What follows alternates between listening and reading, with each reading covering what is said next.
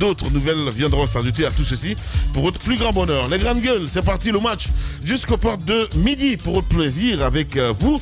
Mamoudou Babila Keïta, bonjour. Bonjour Lamine, bonjour à celui qui se trouve être en face de moi, Obi. Ouais. Il fait trop dans la provocation. Bonjour à tous ceux qui nous pratiquent dans les 4 coins du pays. Bonjour au ministère des Mines et de la Géologie. Ouais. La mine, il y a lieu de se poser la question par rapport à ce ministère. Il faut me permettre. Tu vois, c'est contagieux. C'est pas en guerre en fait, c'est contagieux, hein, rien à dire. Hein. Babila, je vais dire bonjour d'abord. D'accord, s'il te plaît, voilà. Vu qu'il y a du monde derrière toi, mon cher ami, ça va être un peu complexe, voilà. Ça va là. Bonjour. Bonjour. Ça va? Ça va. Très bien. Super. Allez, le jeune premier avec nous également, évidemment, Diba Milimono. Mon cher Diba, bonjour. Bonjour Lamine et bonjour à tous. Bienvenue. Très bien habillé ce matin. Merci beaucoup. Ah ouais, voilà. J'espère que c'est sincère, hein, c'est que vous dites. Ah mais toi-même tu doutes? Ben oui, je doute. Je doute. Parce que j'aurais dit à Djiba qui connaît les dress codes, apprécier. C'est l'angine en fait, tu vois, je reviens ce matin, je dis bon, allez, parce qu'on m'a réquisitionné pour le morning, tu vois ce que je veux dire. Je pensais que chez toi c'était tu venais du pôle Nord. J'ai l'angine. Ah ouais? Voilà, c'est pour cela en fait. Bon rétablissement. Merci beaucoup. Voilà. Allez, évidemment. Les Léonais sont là. Évidemment, voilà. Ils ont échappé, hein. Juste, hein, on va dire comme ça. Les Léonais sont là. Good morning, Jack. Non, c'est pas good money. C'est pas good money. Comment ça on dit, voilà, had the body. The body fine. Vous êtes terrible, hein. Bienvenue, mon cher Jacques. Merci beaucoup. Félicitations, Jacques Léwaleno. Merci. Wow. Félicitations à tout le monde. Ouais. Félicitations aux fondateurs, félicitations aux responsables, félicitations aux travailleurs, à toute l'équipe de la télé, les techniciens, les journalistes, les commerciaux, en tout cas tous ceux qui participent au progrès de cette télévision qui est aujourd'hui reçue dans l'espace Mano River Union, même dans les pays d'expression anglaise, mais également ailleurs de très loin puisque nous avons un très bon retour. Félicitations en tout cas. Merci. Bien, allez. Anybody. C'est quand on dit Audi body, rapidement celui qui dit body fine, c'est qu'il n'est pas trop de la Sierra Leone. Ok. Mais donc, quand tu dis Audi body, ben, the body the inside close. Ok. The body the inside close. Ouais. Body fine ou no fine, il est inside close. Et donc, il est terrible ce garçon. En tout cas, félicitations les gars. Hein. Merci beaucoup. Voilà, on va essayer de montrer un petit peu ce prix, évidemment, aux téléspectateurs et aux auditeurs. Hein. Voilà, je te laisse le soin, mon cher Ruby, hein, de chez Tan. Je pensais que Daouda m'apportait un paquet de chocolat. Je pensais qu'il m'apportait un paquet de chocolat. C'est pas un paquet de chocolat, c'est un prix, mon cher ami. Ouais, je me rends compte. Voilà. Voilà. Hein, on va essayer de zoomer ça. Dis, on fait de la télé, voilà. C'est comment? Non, c'est par là, la caméra là. Voilà, c'est ça. Voilà. Ah ouais, c'est quoi? Quand même, ben voilà. Hein? Voilà. Hein? Et quand on dit que le meilleur, c'est ici. La preuve. La preuve, c'est la preuve qu'en bas. Et voilà. Bad était là la semaine dernière. Cette semaine, les Léonais sont là. Mozambique, Bad était au Mozambique. C'était quoi même? Namibie. Non. C'était en Zambie. C'était en Zambie, voilà, je pense que c'est Namibie. pays anglophone. La Sierra Leone, pays anglophone. The best is here. Bien. On pose ça là. Mais non, tu peux pas poser ça. C'est quand même. Bon, d'accord. Ben voilà, tu peux le poser là-bas. Hein. Voilà. Bien, tu peux le poser là, il n'y a pas de problème. Allez, bienvenue, mon cher Tamba. Bonjour. Good morning.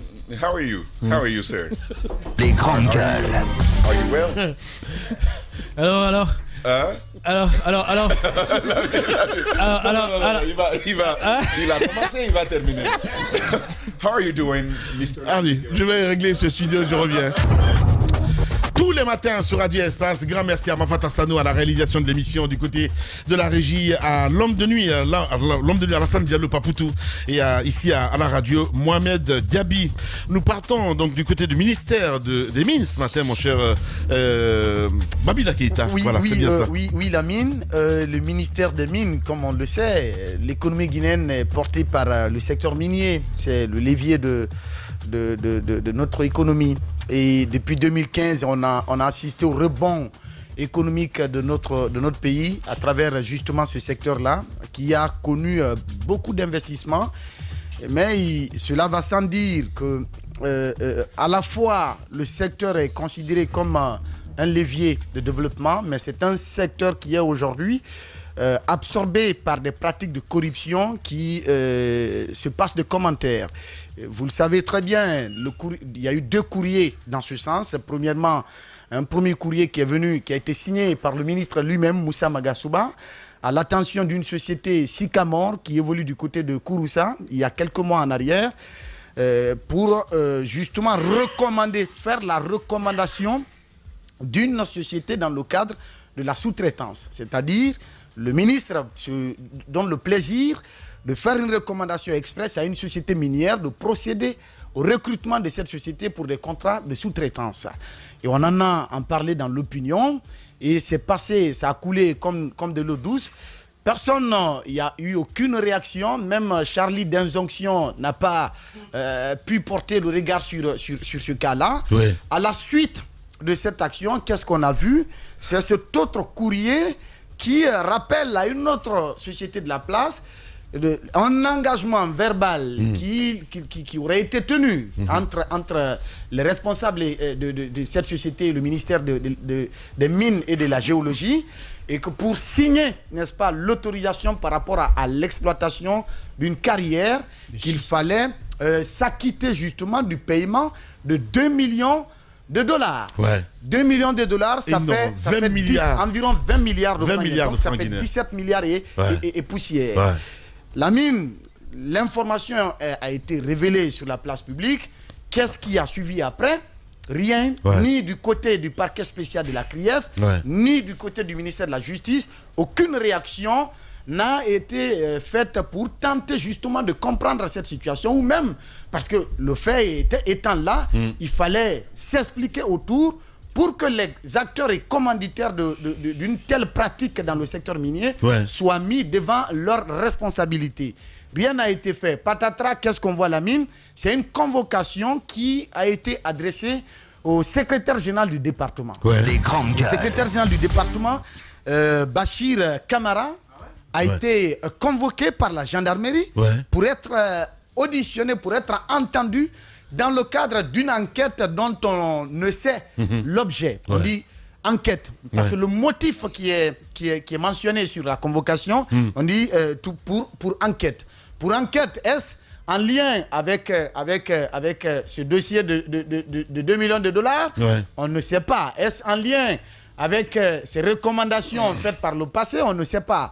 Est-ce en lien avec ce paiement qui a été fait de l'autre côté, du côté de Bofa, à la suite de l'incident de Bel Air Mining? Il y a eu encore des montants parce qu'ils ont infligé une amende à cette société. Il y a eu une avance qui a été payée à hauteur de 20 milliards. 20 milliards, la société doit s'acquitter du paiement de 60 milliards. Pour le moment, 20 milliards ont été payés. On ne sait pas l'utilisation ou l'usage qui a été fait de ces montants-là. Et donc, on convoque le secrétaire général pour qu'il soit entendu. Par rapport à quel dossier? On ne sait pas. Quant au ministre, lui... jusqu'ici, en tout cas, on a l'impression qu'il est intouchable. Qu'il est intouchable et qu'il peut tout se permettre sans aucun risque, n'est-ce pas, de se faire entendre ou de se faire convoquer par qui que ce soit. Alors, il y a lieu aujourd'hui de se poser la question sur ce qui se passe véritablement au niveau du ministère des Mines et de la Géologie, parce que la mine... On ne vous dira pas assez, mais il y a un compte, par exemple, le compte FODEL au niveau des communautés qui sert aux communautés justement d'initier des actions de développement.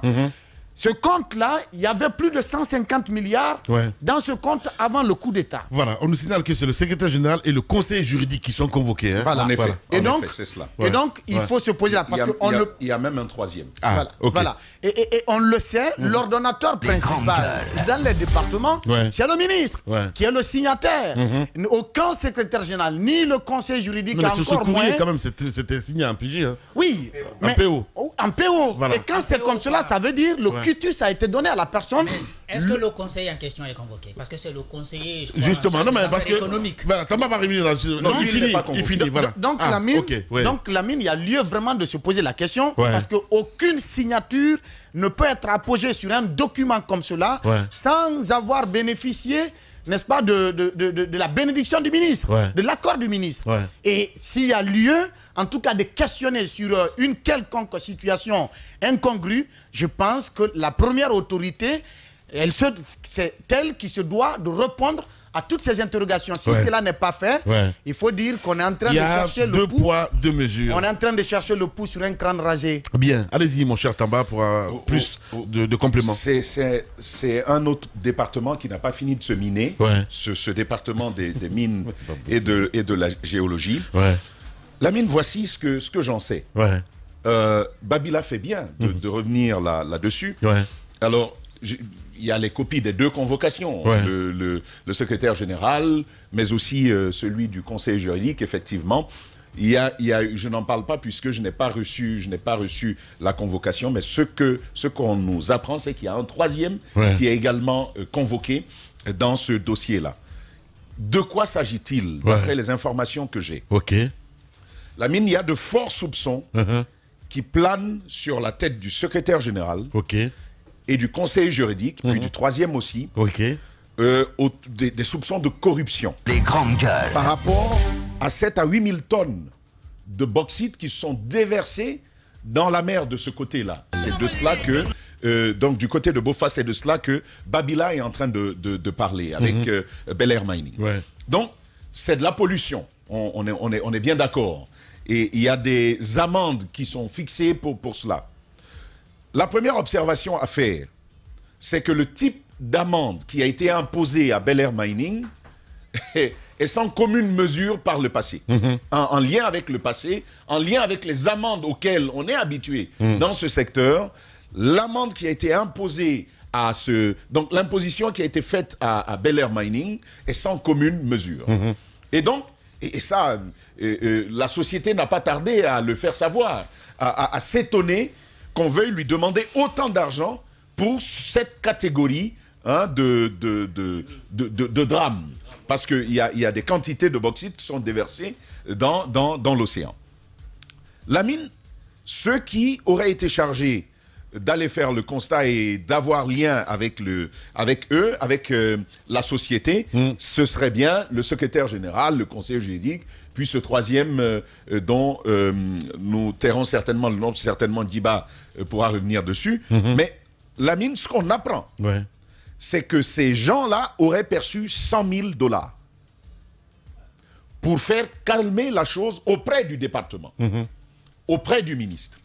Le secrétaire général, le conseiller juridique, c'est l'information qu'on en a. Elle n'a pas pu être vérifiée jusque-là, puisqu'ils ont été entendus. Les convocations datent du 9, précédemment. Et ils ont été entendus du 9 au 15. C'est dans cette tranche-là qu'ils ont été entendus. Je crois qu'il faut voir copie de cela. Donc, ils ont été entendus du 9 au 15. Auprès c'est la direction des investigations judiciaires de la gendarmerie nationale. Par plusieurs allées et de retours, ils ont été entendus avant de les laisser partir. L'enquête se poursuit au moment où on en parle, mais il y a ce soupçon-là, et c'est en vertu de ce soupçon, justement, que ces messieurs ont été convoqués et entendus. Donc, ce que l'on m'apprend... Ok, ça n'a pas de lien avec le fameux courrier.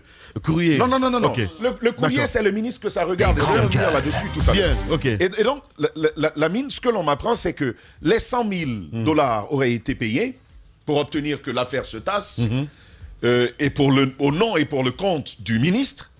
Et le ministre, lui, n'a rien vu. Incroyable. D'accord? Et donc, c'est comme ça que la machine va s'allumer pour faire entendre une chose. Mais il y a quand même une précision importante à faire. Le ministre et le secrétaire général, en fait, il y a ce clan-là-bas. Les grandes gueules. La gestion au sommet du département est clanique. Dis-moi. Le ministre a son clan et le secrétaire général a le sien. Ils ne s'entendent pas. C'est une lapalissade, comme on dit. C'est connu. Alors, et donc, c'est de bonne guerre, quoi, que l'on veuille sacrifier un cadre avec lequel on ne s'entend pas, mais que soi-même, lorsqu'il s'agit de nous, il n'y ait rien il n'y ait pas mouche qui pique quoi que ce soit. Regardez ce que le sujet que Babila évoque et sur lequel nous sommes largement exprimés ici. C'est ce courrier où on dit à l'entreprise, tu veux qu'on règle ta situation, tu veux obtenir gain de cause, fais-nous un don gracieux de 2 millions de dollars. Un don gracieux. Alors j'ai entendu pas mal d'acteurs, y compris ceux du clan du ministre, qui m'expliquent, écoute, ça n'a rien à voir, c'est pour construire une mosquée, une école, rénover un centre de santé, on veut maquiller ça, on me le dit comme on le dit, mais les mines, c'est pas, si vous voulez, c'est pas ça n'appartient pas au ministre. Il ne peut pas s'asseoir et dire, bon, pour ça, fais un don. Fais-moi un don en tant que ministre, et puis après, je te le donne. Nos mines doivent avoir un coût. Et on y accède suivant un mécanisme bien précis. La loi l'a élaboré, il y a des règlements autour de cela, il y a des arrêtés qui accompagnent. Pourquoi ne pas y recourir? Et on décide tout simplement d'accepter ce pot de vin-là. Ça, c'est même pas un pot de vin, ça, c'est un seau de vin. Tellement c'est gros. 2 millions de dollars. On te dit, donne gratuitement. Et donc, on en a parlé, il n'y a pas de média qui n'ait pas parlé de cela. Mais Charles est où? Monsieur le ministre des injonctions. Il est souffrant. Il est où sur ce sujet? On a interpellé la CRIEF ici, sur ce dossier-là. La CRIEF est où? Pourquoi on ne réagit pas? Alors que le département est où? Permets-moi, je vais terminer là-dessus. On vient de frapper le ministre Pété. Parce qu'il y a des soupçons. C'est des soupçons. Sur le cas de Pété. Quelle est sa responsabilité? Elle sera certainement connue plus tard. Mais ça, là, c'est un flagrant délit. Il y a le courrier. C'est signé. Mieux, c'est ce qui me fait mal. Tu disais, c'est signé par PO. Mais celui qui l'a signé, par ordre du ministre, a pris la parole sur un média de la place. Et il a dit qu'il l'a fait au nom et pour le compte du ministre. Les grandes gueules. Le ministre n'a pas réagi. Mais il est toujours là. Celui que l'on va frapper, peut-être que parce que lui, il est pété, tu vois. Donc peut-être c'est à cause de ça qu'on va le frapper. Mais Roby sait bien quand je dis qu'il est pété. Mais maintenant, lui, de l'autre côté, il est là tout bonnement. Il y a un ministre qui ne rit pas. Tu as l'impression qu'il a fait la guerre avant. Bon, mais on ne réagit pas à cette situation. Lamine, moi, ce qui me dérange, et je termine là-dessus en un mot, cette transition, personnellement, moi, elle m'a fait rêver. Elle m'a particulièrement fait rêver. Au point même que lorsque j'en parlais, on a dit, lui, c'est un cadre de la DCI de Moussa Moïse. Il a 20 millions par mois.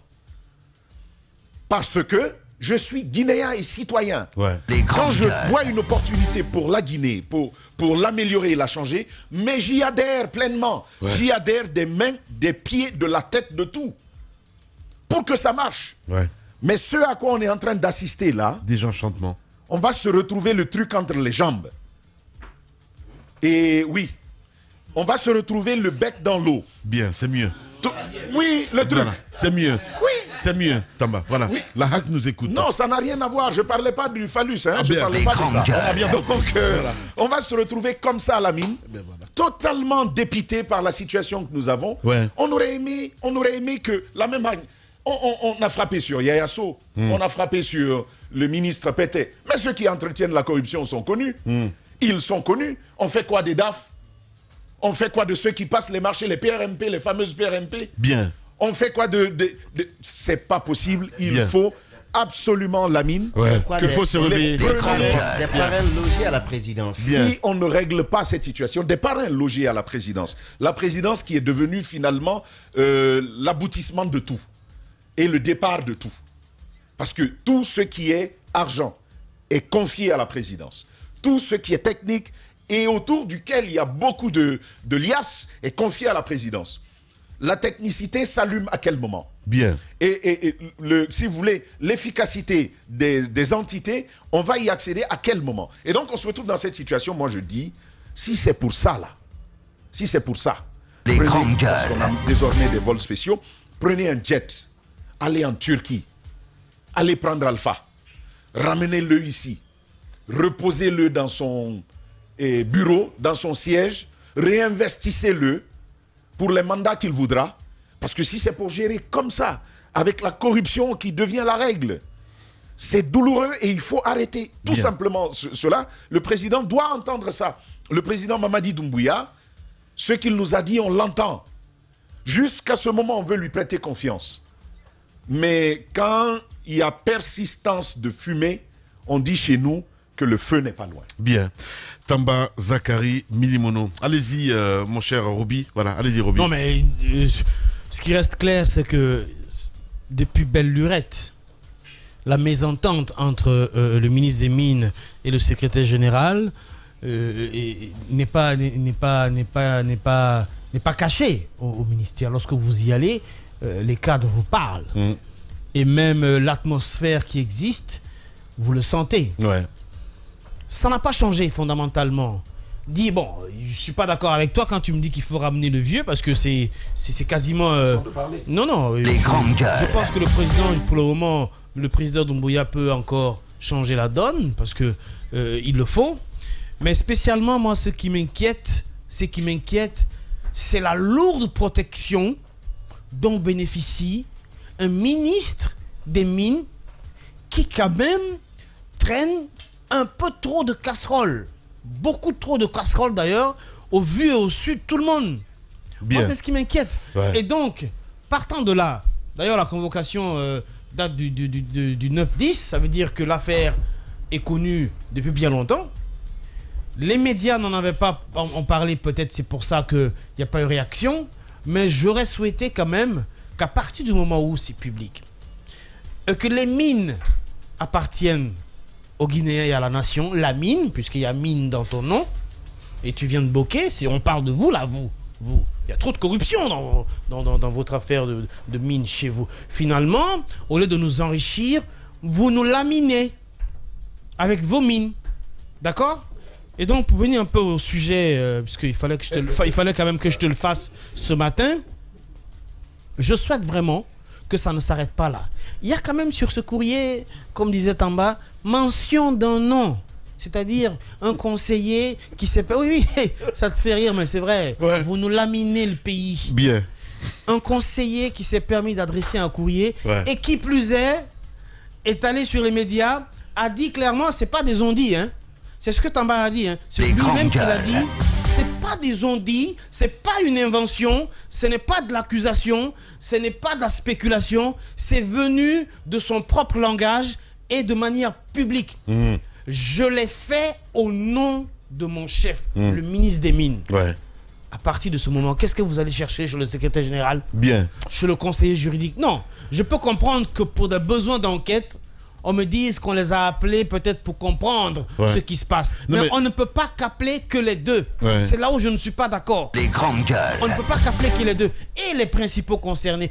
Et celui qui a sa signature sur le document. Et celui qui a dit qu'il l'a fait au nom du ministre. Pourquoi ne les écoutons pas? On n'est pas en train de charger. Ce n'est pas... la même affaire. Voilà. Non, je parle du premier dossier pour en venir au second. Je parle du premier dossier d'abord pour en venir au second. Le premier, parce que non, Jacques... Le premier, c'est... Oui, je suis d'accord, tu ne comprends pas ma logique. La conséquence de tout ça, et le premier dossier, et la convocation du secrétaire général, la conséquence dans tout ça, c'est qu'il y a un ministre à la tête du ministère des Mines qui est en maille en partie avec le secrétaire général, qui ne l'aime pas du tout et qui veut le sacrifier à l'autel des événements dont lui-même il est responsable. Moi, c'est ce que je veux dire. Voilà. C'est ça. Beaucoup de choses se passent du côté du ministère, parce qu'on parle même d'un homme d'affaires qui a rendu l'âme dans le bureau du ministre. Oui, il y a tout ça. Mais tout ça. Il le nie, il dit que c'était pas dans son bureau. Ah, ben voilà. Il le nie. Ouais, mais après, dans ce dossier-là, il faut faire attention. On a eu les collaborateurs, les collaborateurs du défunt qui ont dit qui ont blanchi le ministre dans ce dossier. Donc là, franchement, de ce côté-là, je dirais qu'il est blanchi, parce que même ceux qui étaient dans le bureau, qui ont accompagné le feu décédé, j'ai oublié son nom, feu Mohamed Koulibaly, ils ont dit clairement que le ministre n'était pas responsable de ce qui lui arrivait. Mais par contre, le secteur minier, c'est quand même un secteur assez important dans notre pays pour que ces cas de figure puissent se répéter. Moi, je ne suis pas d'accord que ce soit seulement le conseiller juridique et le secrétaire général qui soient convoqués à chaque fois qu'il y a problème au ministère. Il faut interroger le ministre. Il faut interroger tous les acteurs pour mieux comprendre. Je pense que ça va tomber dans les bonnes oreilles. Et Charlie, quand il s'agit de la maison centrale, il est prompt, mais dès qu'il y a d'autres dossiers, c'est le gars qui est malade. Allez, pour clore, il est tout le temps en soin. Merci beaucoup, mon cher. Bon, on lui souhaite bonne guérison.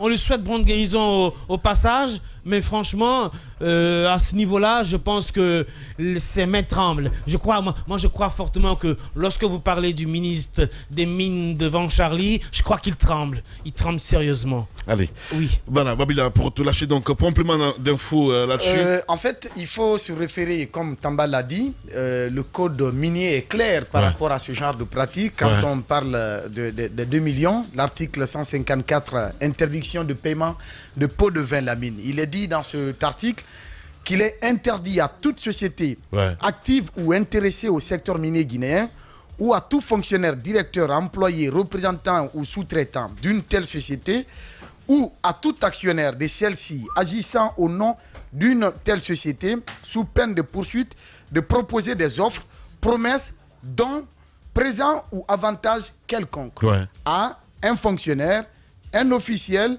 au gouvernement, à un élu, afin d'influencer une décision ou un acte pris dans le cadre de l'exercice de sa fonction. C'est clair. Ça veut dire ce que ça veut dire. Mais cela est autorisé aujourd'hui. C'est pourquoi j'ai posé même la question. Parce que là-bas, en plus de ces pratiques de corruption, l'opacité autour, n'est-ce pas, des redevances minières, la mine, ça se passe de commentaires. Comme je le disais tout à l'heure, la mine. Au ministre... Il y a le fonds Fodel, la mine qui est un levier de développement dans les communautés. En septembre 2021, le fonds Fodel... C'est ça qui est rigolo, c'est qu'à chaque fois qu'on parle de nos mines, tu reviens la mine, les mines, la mine, les mines. Donc, sur les comptes, dès ce que nous apprenons la mine, il y avait...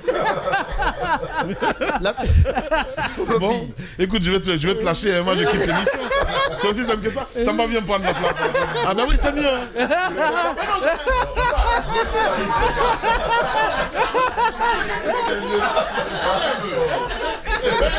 Mais tu vois. Mais c'est quoi cette histoire-là?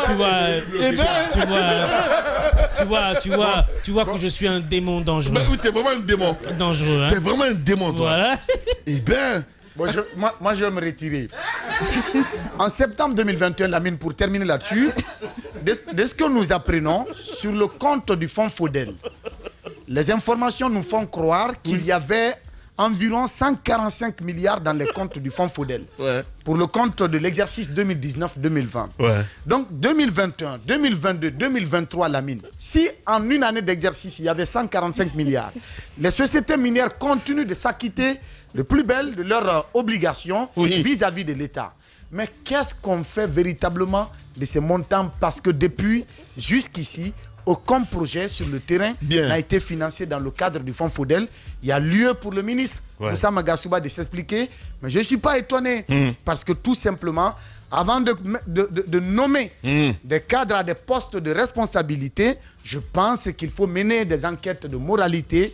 Moussa Magasuba a quitté une société qu'on appelle la SAG. Et comment il a quitté la SAG? On ne s'est pas posé la question. De ce que nous apprenons, on a dit... ce qui s'est passé entre lui, le ministre et la SAG, il a été renvoyé. Voilà. Et ils ont trouvé un terrain d'entente pour se quitter à l'amiable. Et à la suite de ça, la SAG renvoie quelqu'un pour incompétence. Oui, ouais, c'est ça. Le gouvernement récupère parce que le gouvernement a besoin des incompétents. Bien. Allez, Mahmoudou Babila Keïta. Je suis Lamine, je ne suis pas le ministre des Mines. Ce matin sur Radio Espace et sur Espace TV, merci à vous qui nous rejoignez sur nos antennes. Moussa Yoroba nous a rejoint. Madame Yoro, bonjour et bienvenue. Bonjour Lamine, bonjour à tous. Voilà. Allez-y, mon cher. Allez, Jacques. Allez-y, Jacques. Voilà. Ouais, bah, je voudrais revenir sur ce sujet en parlant d'un autre pan. Parce que là, on est en train de parler quand même de la corruption. Et on peut bien se rendre compte qu'il y a des pratiques assez audacieuses qui sont tolérées par le haut lieu. Ouais. Et donc, il faut bien se dire que ce qui se passe au ministère des Mines semble être voulu par la présidence. Parce que ce n'est pas la première chose qui est faite et on laisse passer.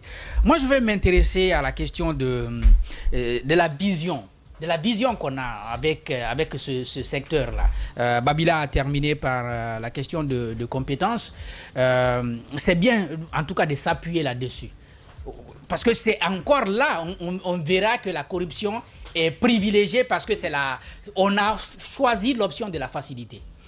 On a une société guinéenne, c'est pas la Sogipami, je crois c'est société guinéenne du patrimoine minier. De gestion du patrimoine minier. Qui ne vous fait ni la prospection, qui ne vous fait ni la production, parce qu'il y a certains pays qui sont aujourd'hui dans la production. Si vous n'avez pas la technicité pour faire la prospection et pouvoir dire que sur telle partie du territoire, vous pouvez trouver de l'or, de la bauxite ou du diamant, au moins si vous trouvez des experts qui puissent, n'est-ce pas, vous localiser ces ressources-là, que vous puissiez vous donner des possibilités de pouvoir extraire. On va vous dire la bauxite sur le littoral. Le littoral, c'est-à-dire, il suffit d'avoir des excavateurs, vous avez un camion, vous creusez, vous envoyez sur les embarcations, vous vendez votre bauxite. Nous ne pouvons pas faire ça. On est obligé d'aller voir des Chinois qui puissent venir faire ça. Parce qu'on sait bien, vous avez vu quelques Guinéens qui ont tenté de se lancer là-dedans.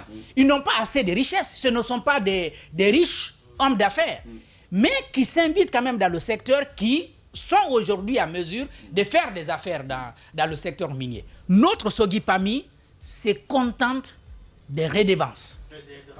Des redevances, c'est-à-dire le reste quoi. Disons, c'est ce qui ne vaut rien. Le reste de la bauxite est généralement de teneurs qui ne sont pas importantes, c'est ce qu'on rétrocède à la Sogipami. Non mais qu'est-ce qu'on rétrocède? Parce que même si on envoie, on ne vend même pas, on n'est pas dans la commercialisation. Non, donc en gros...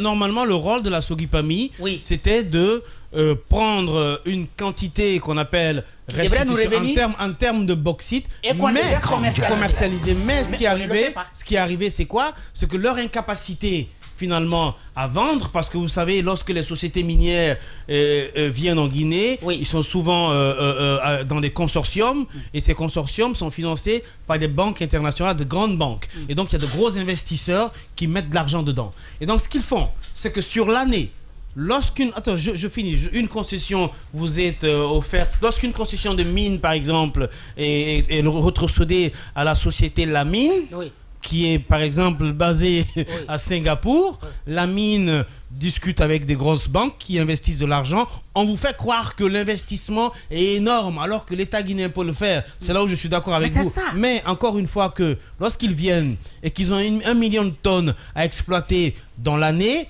la Sogipami par exemple, dans les 1 million de tonnes, la Sogipami doit avoir, c'est une estimation, 200 000 tonnes. Et ces 200 000 tonnes, la Sogipami a pour obligation de la revendre pour reverser l'argent dans le compte du trésor public. Mais ils ne le font pas.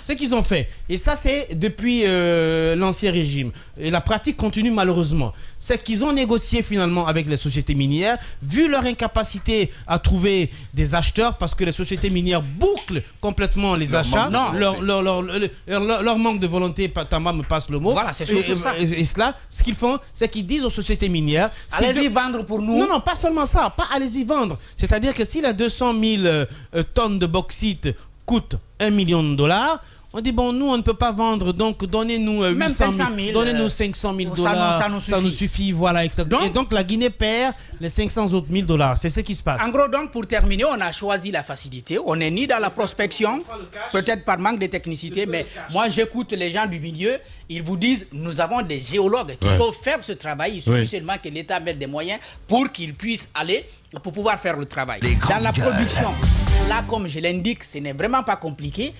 Surtout, quand c'est très loin, vous pouvez dire, bon, on a peur d'investir beaucoup. Mais sur le littoral, Bofa, Bokeh, et je ne sais pas moi, Kamsar, vous avez des mines qui sont à moins de 10 km de la mer. Je crois que la Sogipami pouvait, n'est-ce pas, trouver sur place des possibilités de pouvoir le faire. On ne le fait pas. La commercialisation, comme Roby le dit, au lieu de se bouger, on croise les bras, on dit, bon, allez-y vendre, et puis même si ça coûte 1 million, nous, même 700 000, 500 000, ça nous suffit. Bien. Et les 500 000 qu'on donne, ça va, une bonne partie va entrer dans les poches.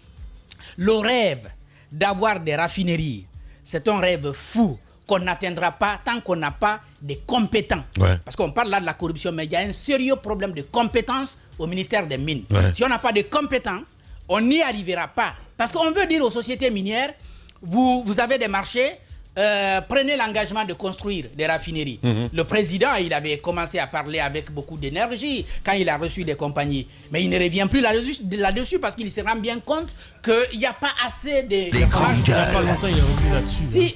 Non, mais il est revenu là-dessus. En conseil de ministres. Oui, en conseil des ministres. Mais qu'est-ce qui se passe? Parce qu'il y avait eu, par exemple, une demande qu'il y ait une communication des calendriers de la part de chacune des sociétés.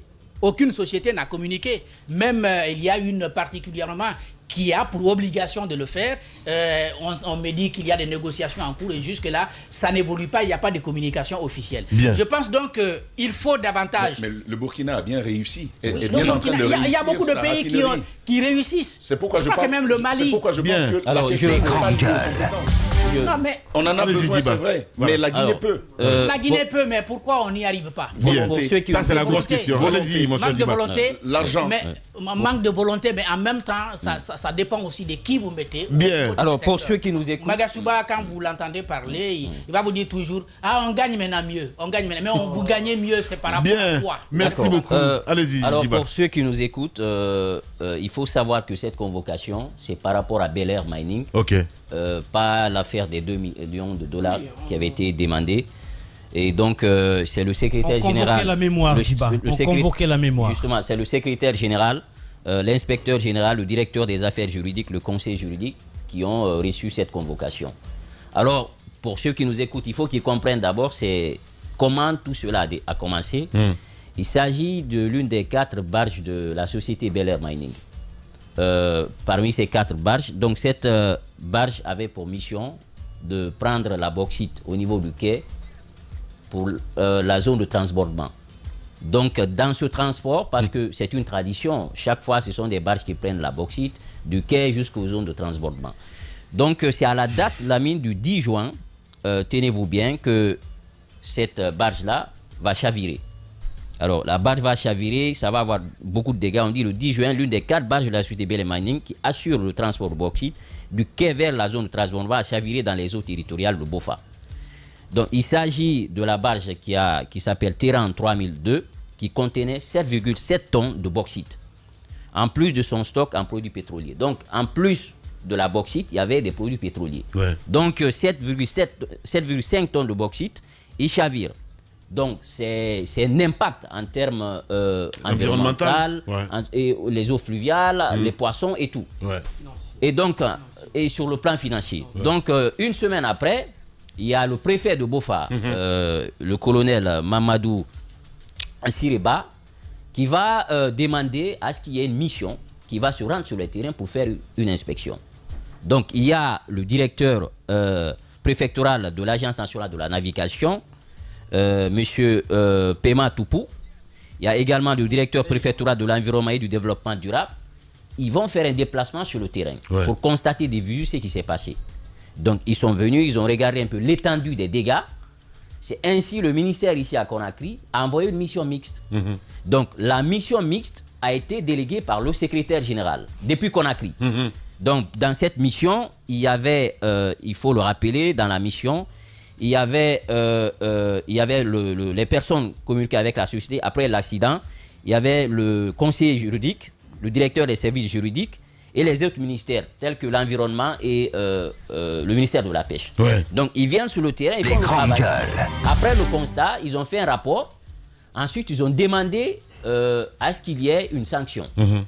Et donc après, parce qu'on a parlé de la pollution, de l'environnement. Donc il y a eu 3 amendes qui ont été infligées à la société. Donc le montant défini par la commission était de 65 milliards 500 millions de francs guinéens. Donc 65 milliards 500 millions de francs guinéens, montant défini par la commission mixte. Mais il faut rappeler que au moment des faits, le secrétaire général, lui, il était à Conakry. Donc il y a une mission qui est allée sur Kofa. Ouais. Et ensuite, contre toute attente, il y a le ministre des Mines qui fait une note sans informer, selon les informations que j'ai reçues, sans informer la commission qui a fait le travail. Au lieu de demander les 65 milliards 500 millions, cette fois-ci, le montant demandé par le ministre est de 60 milliards 250 millions. Donc 5 milliards de moins. 5 milliards de moins. La question a été posée par les cadres des différents départements. La différence des 5 milliards là, l'argent là est passé où? Donc, nous avons à date 5 milliards à justifier. Parce que l'information qui circule, le ministre, en faisant la note, n'aurait pas impliqué la commission qui s'est rendue sur le terrain. D'accord. Parce que la sanction, l'amende, parce que l'amende qui a été infligée, on a dit, le procès verbal, on définit 3 amendes, manque à gagner pour l'État, ça c'était la première amende. On a dit également pollution et problème de l'environnement. Donc il fallait payer les 3, la somme de 65 milliards 500 millions. Le ministre, contre toute attente, à vase clos, il prend une décision, il demande 60 milliards 250 millions. Donc on a demandé, s'il le fait, où sont passés les 5 milliards de francs guinéens? Première interrogation. Deuxième chose, quand ils ont infligé l'amende, la société a trouvé la somme assez astronomique par rapport aux dégâts. Donc ils leur ont donné 90 jours pour payer les 60 milliards 250 millions. Donc 90 jours, mais ils ont échelonné, la société a payé la somme de 20 milliards de francs guinéens. 20 milliards et quelques poussières. De francs guinéens, ils ont payé. Quand ils ont payé, c'était le 10 juin, leur barge a chaviré. À partir du 23, le 30 juin, ils ont payé les 20 milliards. Donc vers le mois de juillet, le ministre des Mines a fait une note demandant la reprise des activités. Entre-temps, il faut rappeler que la société, dans cette période d'arrêt, la société, nous apprenons, parce que j'ai des factures ici, a perdu la somme de 5 millions de dollars. Parce qu'il ne travaillait pas. Et donc, il y a eu des conséquences après. Mais la mine, ce qui quand même attire mon attention, c'est la mission qui a fait le déplacement sur le terrain. Et j'apprends qu'il y a une somme de 47 000 dollars que la société aurait donnée à cette mission mixte. Compris. La somme de 47 000 dollars. Parce qu'il dit, il faut noter que depuis l'arrêt de ses activités de chargement, Alufer Bel Air Mining a subi des pertes financières énormes selon sa comptabilité interne à la date du 11 juillet. Ces pertes étaient de 5,302 millions de dollars. Celle-ci inclut un montant de 47 000 dollars payés au titre de per diem de la mission administrative de contrôle et de l'inspection sous-marine des équipements. Incroyable. Donc c'est une affaire de Ali Baba et les 40 voleurs. Et donc la somme est payée, sans compter que les 5 milliards qui manquent à l'appel. Donc ça a attiré l'attention. Et qu'est-ce que la société fait? La société dit, le directeur général adjoint que nous avons ici, il a été incapable, parce que s'il avait des compétences, il aurait pu peser dans la balance pour nous éviter cette sanction-là. Qu'est-ce que la société fait? Il remercie leur directeur général adjoint. C'est un certain monsieur Mamadou Saïdouba. Donc il le remercie. En attendant qu'il y ait nos directeurs, ils ont un certain monsieur Karim qu'ils prennent pour assurer la direction.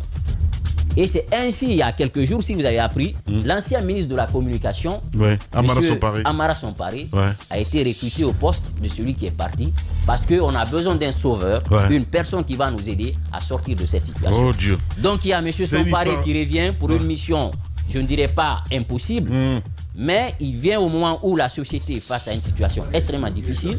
Général, oui, directeur général. C'est ça, l'adjoint. Donc, et ils ont changé la tête, ils ont dit on a besoin maintenant de 109, d'une équipe de leaders qui pourrait quand même venir nous aider à sortir de cette situation. Donc son pari qui vient en aide, et il y a un autre adjoint, donc des Guinéens aujourd'hui sont mis en avant pour non seulement négocier avec le pouvoir en place, Mais là, ce qu'il faut rappeler, c'est que moi, aujourd'hui, quand j'ai vu cette convocation, qui date du mois d'octobre, il faut le rappeler, et tout de suite, je me suis dit, ça n'avait rien à voir avec les 2 millions de dollars, parce que les 2 millions de dollars, vous vous souvenez, le conseiller quand même financier, jusque-là, il est à son poste, il n'est pas inquiété.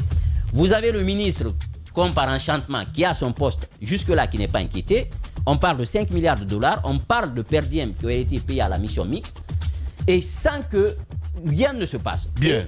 Moi, je ne vais pas parler de justice pour les uns, pas pour les autres, mais on a démis ici un ministre de ses fonctions parce que on a entendu son nom dans un audio. Voilà. Yaya Sow. Bien, on reviendra. PT a passé plusieurs nuits à la direction des investigations. Voilà. Pour des soupçons. Ouais. Vous avez M. Magas qui est juste toujours là à la mine. Bien. Est-ce qu'il a le soutien de ceux qui nous coiffent? C'est la question que moi je me pose. Ouais. Ou bien des personnes les mieux placées ont été touchées par... C'est l'énigme. Je peux mettre cette phrase, Lamine. Ouais. En fait, Magas a le soutien de ceux qui soutiennent ceux qui nous coiffent. C'est ça. Ah. Donc, c'est ça. Donc, aujourd'hui... On va essayer de décoincer tout ça dans la deuxième partie de l'émission. Mesdames et messieurs, avec Guiba Minimono, entre autres, toute l'équipe. On revient à 10h. Merci à vous qui nous écoutez sur Suite FM Guinée 99 ici à Conakry. Manifestation pour l'électricité, un garçon perd la vie à Manindara. On en parle dans un instant pour comme la meilleure compréhension évidemment des auditeurs. Allez-y Guiba, vous étiez sur cette lancée en ce qui concerne ce dossier des mines. Justement avec la société Bel Air Mining et les 60 milliards 250 millions. Ouais. Alors il faut savoir que quand le ministre des Mines a fait la note pour signifier la sanction à la société, donc ils ont fait une répartition, une clé de répartition comme suit. Les 60 milliards pour pollution des eaux maritimes en application des dispositions du Code de l'environnement, 15 millions de francs guinéens pour défaut de déclaration en application des dispositions du Code minier et 22 500 $ pour réparation des pertes économiques de la Guinée sur la cargaison de bauxite pesant 7 200 tonnes pour une valeur estimée à 150 000 $. Conformément à la participation non contributive de l'État stipulée par la convention d'établissement de la société. Donc, voilà comment ils ont réparti les 60 milliards 250 millions, la clé de répartition qui a été définie par le ministre. Donc, je disais que M. Mamadou Saïdouba avait été remercié parce que n'oubliez pas que les Guinéens sont en fait l'interface entre la société et les pouvoirs publics. Maintenant, j'ai cherché à savoir les 60 milliards 250 millions. L'argent là a été versé où? Est-ce que c'est au trésor public? On m'apprend que l'argent a été versé au fonds minier. Alors, le fonds minier, il faut rappeler que l'ordonnateur principal de tout décaissement, c'est le ministre des Mines. Donc, certains même disent qu'ils confondent à sa poche. Alors, ça, il reste à vérifier. Maintenant, si l'argent a été versé là-bas, sachant qu'il est l'ordonnateur principal, la question qu'il faut se poser aujourd'hui, la société a versé l'argent, les 5 milliards qui manquent à l'appel, il faut connaître la destination. Les grandes gueules. Et puisque l'argent est versé au niveau du fonds minier, sachant qu'il est l'ordonnateur principal, donc tout problème qui peut advenir, je pense que en termes de la responsabilité en cascade, c'est le ministre aujourd'hui normalement qui devrait répondre. Après, les autres vont suivre. La commission mixte qui allait sur le terrain va répondre parce que dans la convocation que nous avons reçue, c'est d'abord le secrétaire général, le conseiller juridique et les autres responsables. Donc il faudrait également que l'ordonnateur principal, celui qui a fait le courrier notifiant à la société la sanction, que le ministre aussi puisse répondre à l'appel. Parce que ce que disent les autres cadres, nous on est parti, on a fait le contrôle sur le terrain, on s'est entendu sur la somme de 60 milliards 500 millions, le ministre a informé l'équipe, la commission qui a fait le travail, il a pris une décision et en revenant à 60 milliards 250 millions. Donc s'il l'a fait, on dit certainement qu'il serait en collision avec la société. Alors il reste à vérifier, moi je ne peux pas m'aventurer sur ça, mais quoi qu'il en soit aujourd'hui, je pense que c'est un dossier qui va tester la bonne volonté des autorités. Parce que comme on a dit, la justice va être la boussole qui va orienter la Guinée. Et je pense que là, ils sont face à une situation. L'opinion est en alerte, les gens sont informés. Il faudrait qu'on donne un exemple par rapport au dossier qui concerne aujourd'hui le ministère des Mines. Parce que ce n'est pas le seul dossier. Il y a d'autres dossiers qui sont venus éclabousser le département. Je pense que ça n'est trop. il faut qu'à un moment donné qu'on puisse quand même, le président sa main ne devrait pas être lourde. À date, il faut qu'il prenne une décision. Bien, Yiba Milimona, allez-y Madame Yoro. Voilà, complément d'infos sur en tout cas cette enquête. Oui, allez-y. En fait, moi je me penche beaucoup plus sur l'utilité des mines en Guinée. Et il y a ce schéma que je vous ai montré tout à l'heure, que j'ai envoyé à la régie, qu'on pourrait voir, quand vous voyez en fait l'amateurisme, le fait le népotisme fait que on est ce petit pays de 245 857 km² qui se place au-dessus de pays continents.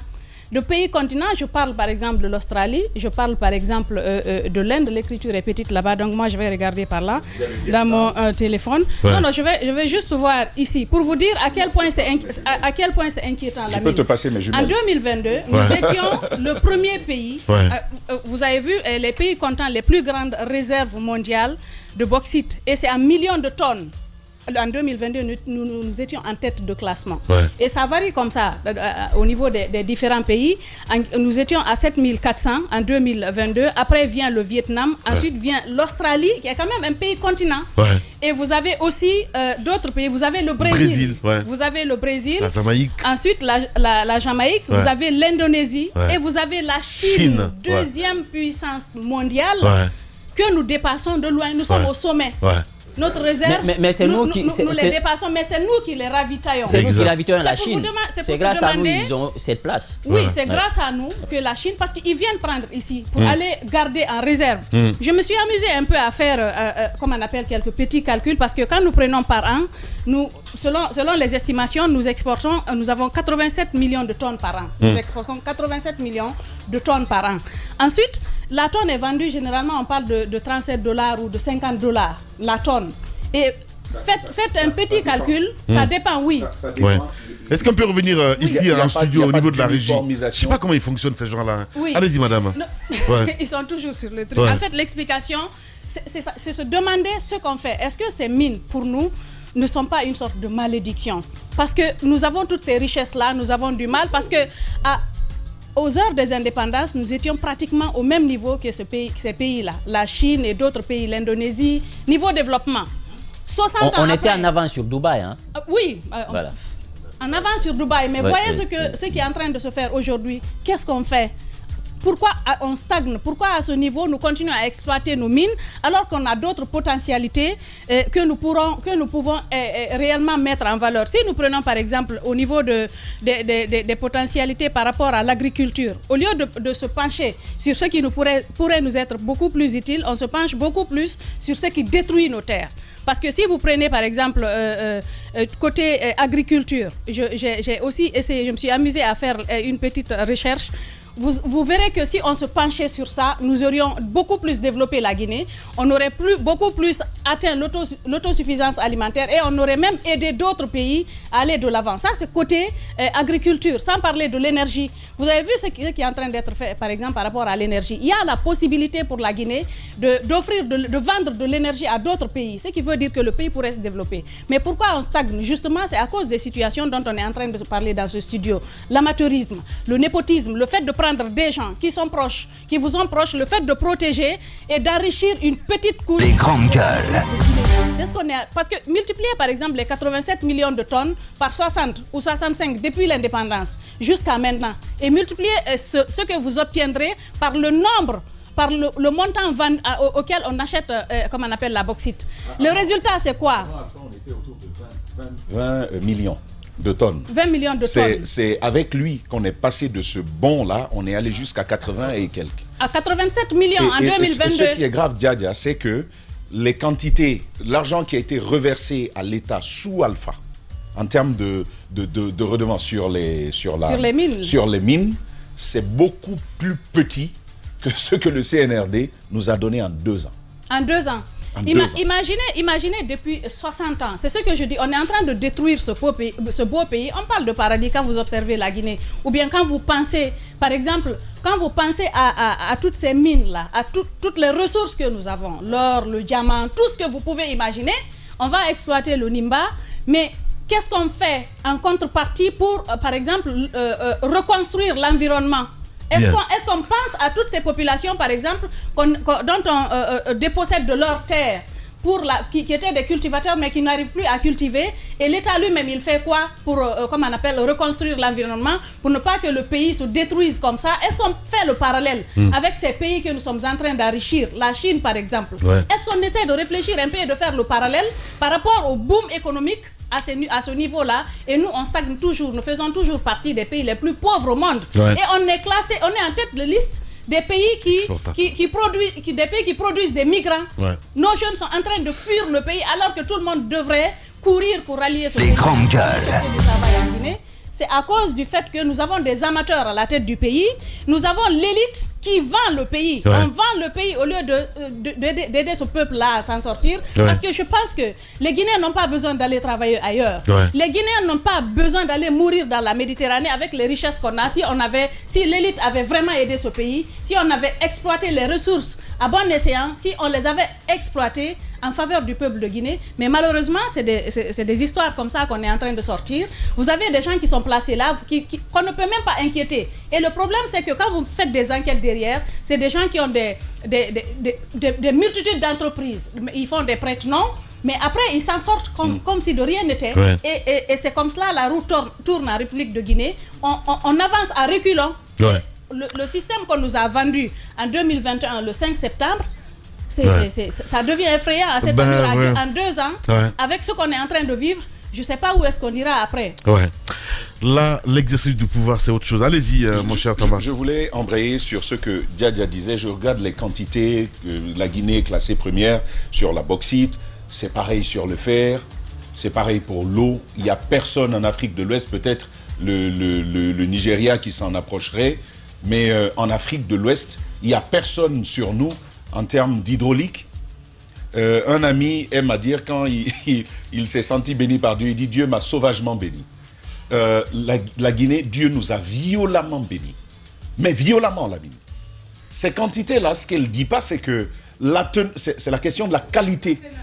Il y a la quantité, c'est vrai, mais la qualité, c'est encore autre chose. Sur la bauxite comme sur le fer, nous oscillons entre 45 et plus %, alors que les autres sont à 20, 23% sur la teneur de bauxite contenue dans ces terres, en Australie par exemple.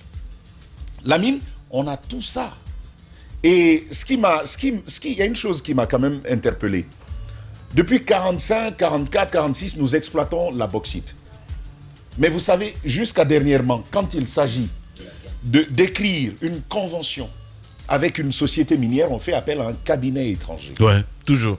Jusqu'à dernièrement, on n'avait pas de cabinet spécialisé. Je ne sais pas si c'est maintenant le cas, mais on n'avait pas de cabinet spécialisé sur la question de l'exploitation minière en Guinée. Les redevances. On est obligé de faire appel à un cabinet international pour nous nouer nos conventions. Merci beaucoup, Tamba. Permettez-moi, permettez. Quand vous faites appel à un cabinet international, consacrons toute l'émission là-dessus. Vous exposez à une chose. Exposez à une chose.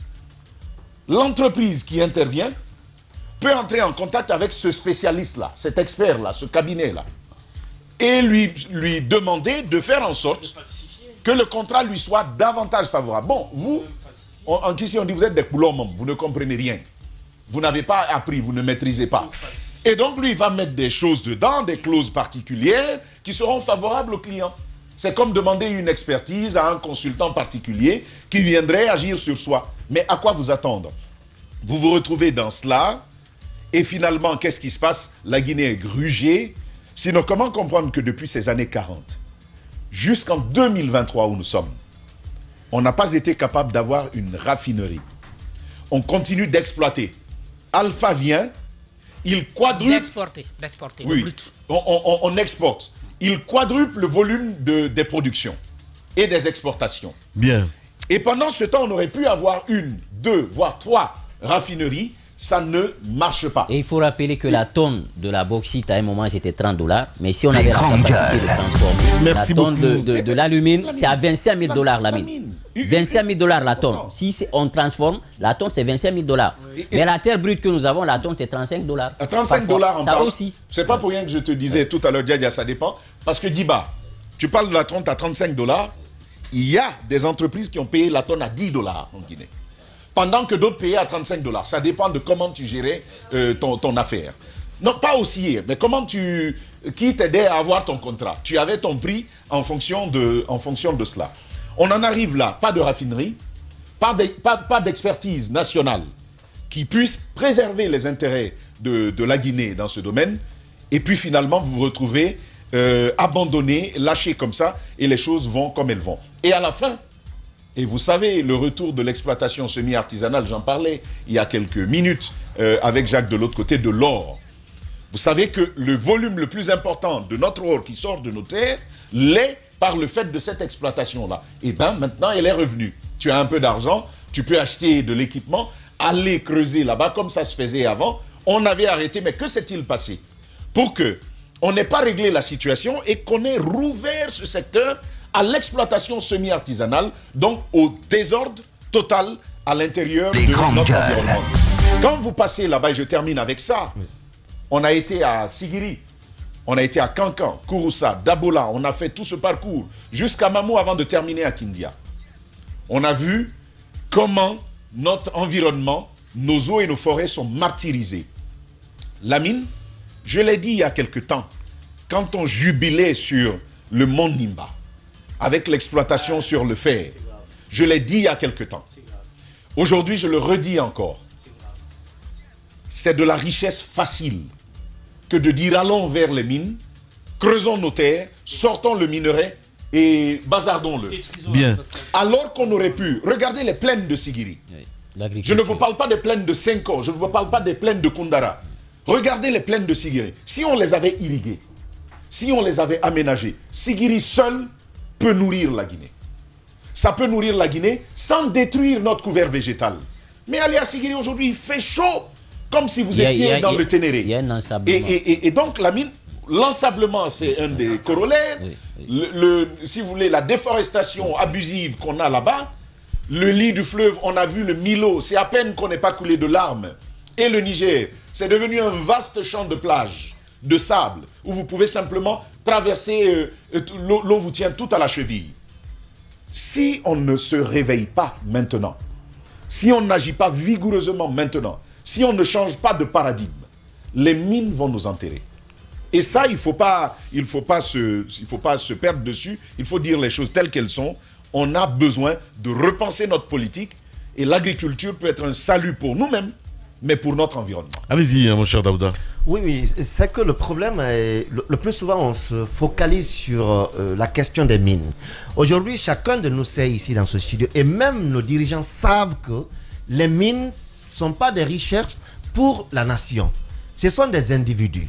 Il y a des gens qui viennent en Guinée, dans les pays miniers, qui font des réservations et qui en font des business dans les bourses.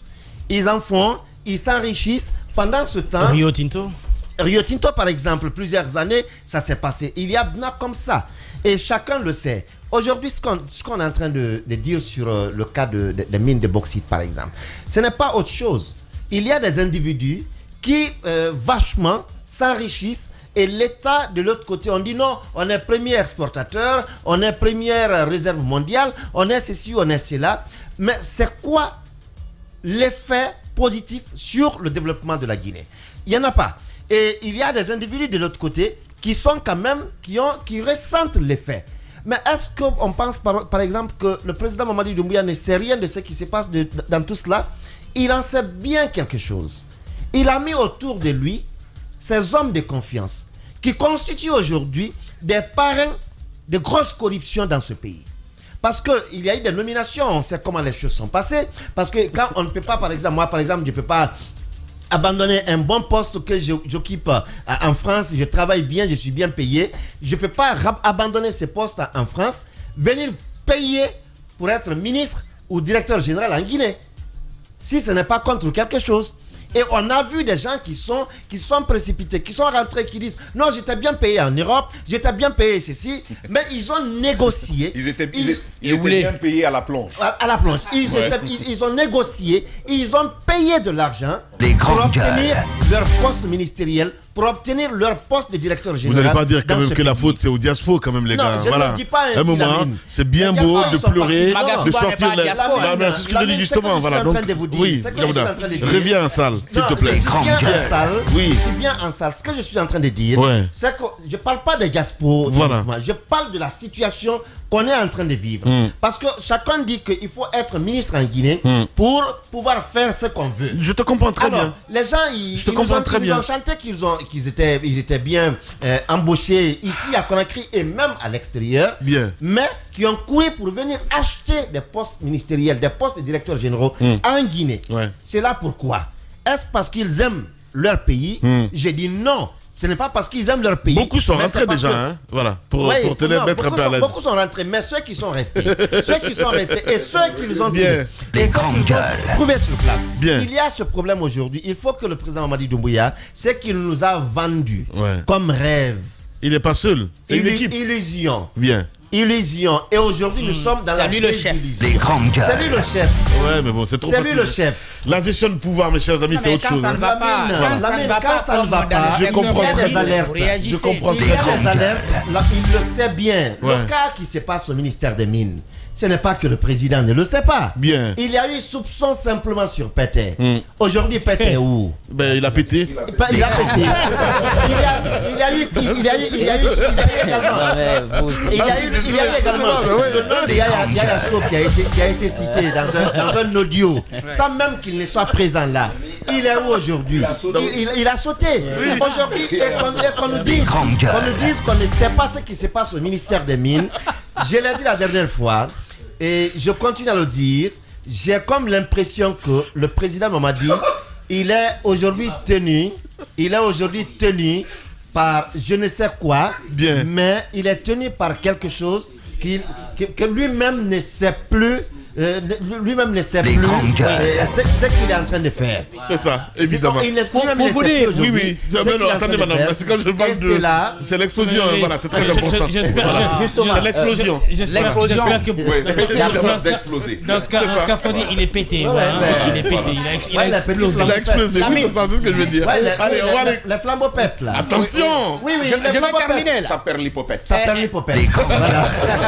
Alors, pour prouver, parce qu'on était en train de dire tout à l'heure que ça ne va pas. Et le ministre, quand il parle, justement, il vous dit que on gagne beaucoup plus maintenant qu'avant. Regardez ces chiffres. Ça, c'est pas sous Alpha Condé, c'est sous Mamadi Doumbouya. Oui. Avec 104 millions de tonnes de bauxite pour donc l'année 2022, puisque Doumbouya est là depuis fin 2021, l'ensemble des revenus miniers de la Guinée, toutes taxes confondues, c'est 600 millions de dollars. 600 millions de dollars. Donc, ce qu'on dit que ça a augmenté là. Vous prenez l'Indonésie, madame a présenté un tableau tout à l'heure, l'Indonésie est tout à fait en bas. Pour 20 millions de tonnes, c'est 6 milliards de dollars. Les grandes gueules. Vous vous rendez compte l'écart? 10 fois plus. Bien. 10 fois plus. Et pour moins de quantité. Pour moins de quantité, l'Indonésie fait beaucoup. 10 fois plus. Et nous, on dit ça va parce qu'on a 600 millions de dollars. C'est beaucoup d'argent aussi, hein? Oui, beaucoup d'argent, mais par rapport à nos potentialités, on se contente du peu. Oui, en fait, parce qu'on ne fait rien. Justement, c'est quand on est paresseux, on se contente de ça, on refuse de... C'est le syndrome hollandais, c'est-à-dire on développe un secteur au détriment des autres secteurs. C'est ce qui se passe. Maintenant, la mine, puisqu'on parlait d'agriculture, on était à Dabola, vous vous souvenez? L'huilerie de Dabola qui faisait la fierté de la Guinée. L'huilerie de Dabola aujourd'hui est à l'arrêt depuis 10 mois. Depuis 10 mois. Les grandes gueules. Leur capacité de production, c'est 50 000 tonnes. Bien. Ils ont juste besoin de 34 milliards de francs guinéens pour relancer l'usine.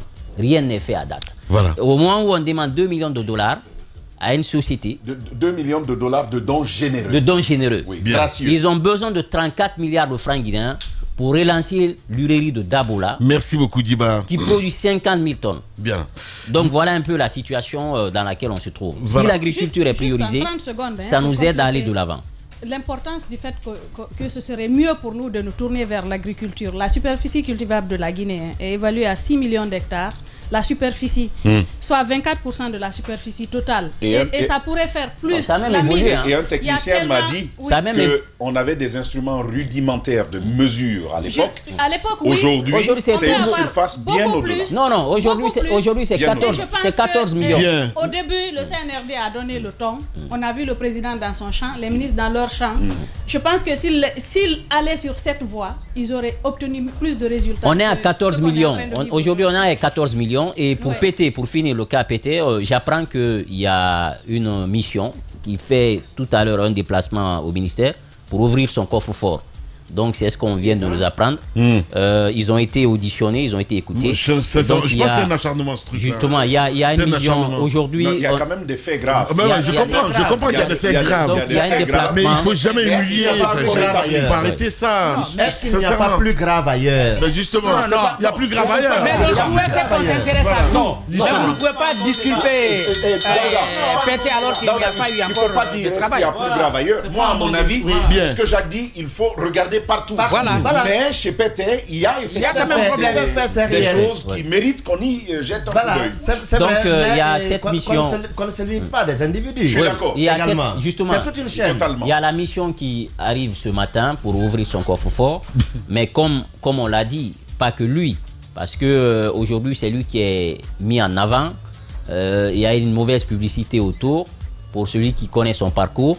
Je pense qu'il y a plusieurs ramifications. Il y a plusieurs ramifications. Et n'oubliez pas quand même, à l'interne, mais là, ce qu'on ne dit pas, j'apprends que le secrétaire général du ministère de la Santé... Qu'est-ce que je dis ici? Qu'est-ce que je vous ai dit? C'est Pété qui l'a envoyé. Ah ben voilà. Les secrétaires généraux, c'est des sorciers. C'est lui qui l'a envoyé. Et il y a la chef de cabinet, Kaïté ou Kaïté Sall. Voilà. Donc, il n'y avait pas quand même une ambiance bon enfant, 33. Depuis un bon moment, donc beaucoup sont intervenus pour rapprocher les points de vue. Chez Gawal, il n'y avait pas d'entente. Donc il y a un moment donné, les gens disaient, quand vous partez au ministère de la Santé, entre le ministre Pété et ses deux cadres, le courant ne passe pas. Et aujourd'hui, beaucoup juraient de le voir tomber. Les grandes gueules. Et puisque ça comment justement, sincèrement? Et comment? Parce qu'il y a eu beaucoup quand même d'éléments qui sont sortis. Tu vois, moi je veux dire, c'était le ministre préféré de, il y a des problèmes, de Roby. Il y a des problèmes, certes. Mais ils l'ont traité, mais d'une manière comme un gangster. Il y a des problèmes, certes, Lamine. Il y a des problèmes, certes. Il y a des problèmes. Personne ne peut le... La justice va faire son travail. Mais on a fait tout pour le faire tomber de son piédestal. Quand on sent qu'il y a anguille sous roche quelque part, il faut regarder pour savoir ce qui ne va pas, ce qui ne tourne pas rond. Mais ce qu'on a fait croire, on a voulu faire croire aux gens, par exemple, par rapport à la passation, c'est que le ministre a boudé la passation, alors que ce n'était pas le cas. Le ministre était à la primature, ils sont venus faire la passation, alors que lui, il attendait qu'on vienne le chercher pour faire la passation. Il n'y a pas anguille sous roche, il y a quelque chose qui ne tourne pas rond. Il y a un mauvais message qu'on veut faire passer, mais si vous voulez faire un travail, faites-le clairement de façon limpide. C'est la Guinée qui gagne. Beaucoup ont juré de le voir tomber et malheureusement, c'est arrivé. Je voulais quand même dire, Lamine, quand tu sais que tu es acculé, le ministre en avait conscience. Il en avait conscience, il savait que l'ambiance n'était pas bon enfant, il le savait. Mais il a quand même, sur deux faits, prêté le flanc. Il faut que là, on questionne. Lorsqu'on importe des vaccins avariés, sans que l'ANSS en ait fait la demande, il faut poser la question. Les grandes gueules. Secondairement, lorsqu'on reconduit un contrat pour lequel une personne n'a pas soumissionné, en abusant d'un autre qui a légitimement et régulièrement soumissionné, justement, le dossier est en justice, forcément, on va poser des questions au ministre Pété. Et là-dessus, c'est un fait avec lequel tous ici, nous sommes d'accord, mais il faut insister dessus. Comment s'en prendre à Yaya Sow tel que ça l'a été, s'en prendre à Pété comme ça l'a été, et ne pas s'en prendre à Magasuba, un ministre qui par 3 fois se retrouve dans une situation des plus incommodantes. On ne sent aucune réaction, le monsieur il est toujours là, il boude de tout le monde, il fait ce qu'il veut. À ce moment-là, il faut poser des questions au ministre de vraies questions. C'est important. Quand il y a des situations telles que le cas de Yaya Sow, généralement on fait un tapage, le ministre a fait ci, a fait ça, a détourné. Après, le monsieur a été acquitté. Généralement, ce qui fait mal dans des situations comme ça, on ternit l'image d'une personne. Exact. Les personnes qui ont appris qu'il a détourné au début ne sauront pas tous qu'il a été acquitté à la fin. Et c'est ce qui est dommage. Le temps d'Addis avec Kanté, le ministre Kanté. Le Daddy Show. Je pense qu'il faut savoir travailler avec tact, mener des enquêtes, avoir des éléments, avoir les éléments tangibles sous la main. Allez d'abord crescendo, ne pas ternir l'image, parce que c'est toute une vie que vous détruisez. Exact, c'est les pères de famille. Quand nous prenons le cas de Yaya Sow, il a tout un parcours. Après, il est cité dans un truc parce qu'on a dit son nom dans un audio. Et c'est tellement amateur ce qui s'est passé dans le cas de Yaya Sow. Vous ne pouvez pas citer le nom d'une personne dans un audio et dites vous le débarquez. On ne peut pas le débarquer. Merci beaucoup, madame. Et malheureusement, il a été acquitté, mais l'image a été ternie. Mais malheureusement, allez-y, Roby, pour clore. Allez-y pour clore. Non, mais ce qu'il faut dire, c'est quoi? Ce qu'il faut dire, c'est que le président a bien la volonté de bien faire les choses, mais malheureusement, ce qui se passe, c'est que nous lançons l'alerte. L'ambiance que nous avons connue dans les ministères du temps de Alpha, c'est bien réveillé. L'ambiance s'est bien réveillée. Et avec quelle vitesse? Et de plus belle manière. Et avec quelle vitesse? Et de plus belle manière. Nous citons le ministère des Mines, mais c'est la même ambiance dans quasiment tous les ministères.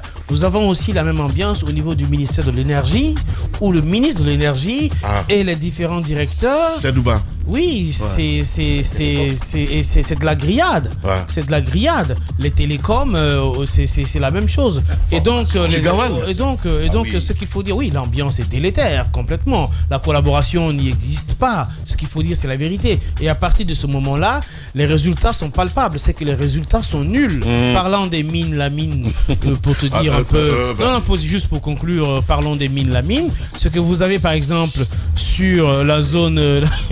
sur la zone de Télimélé, où nous avons les jugements non seulement le jugement le plus grand, mais le jugement à forte teneur. Mais dans ce pays, puisque nous ne voulons pas du développement, le président Alpha nous avait vendu le rêve du transguinéen qui devait permettre l'exploitation de cette mine, parce que cette mine, elle est tellement éloignée que les investisseurs, lorsque vous leur parlez de cette mine, ils vous disent nous on ne veut pas parce que c'est loin, ça demande beaucoup d'investissement.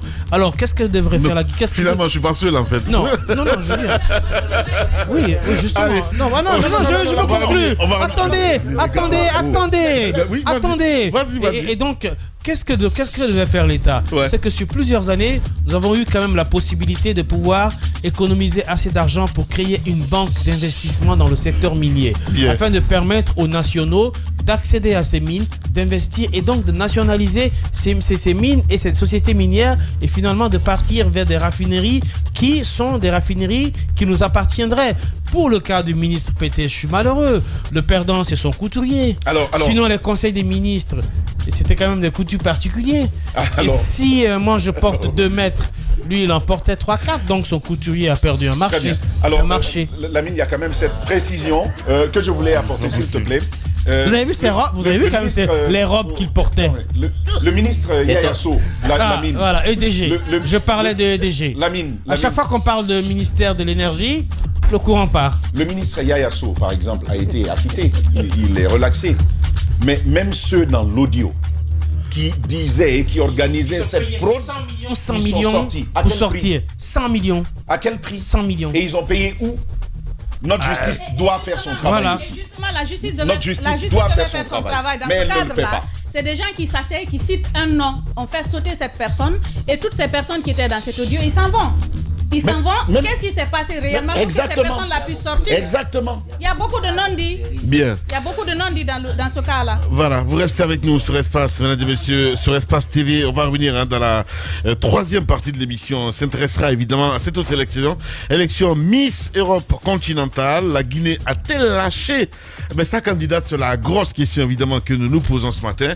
Et puis je parlais de cette manifestation hier pour l'électricité. Un garçon donc perd la vie à Wanindara. On reviendra longuement là-dessus avec les chroniqueurs. Le temps d'une pause, on reviendra, mesdames et messieurs, pour continuer l'émission. Vous êtes chez les GG sur Radio Espace.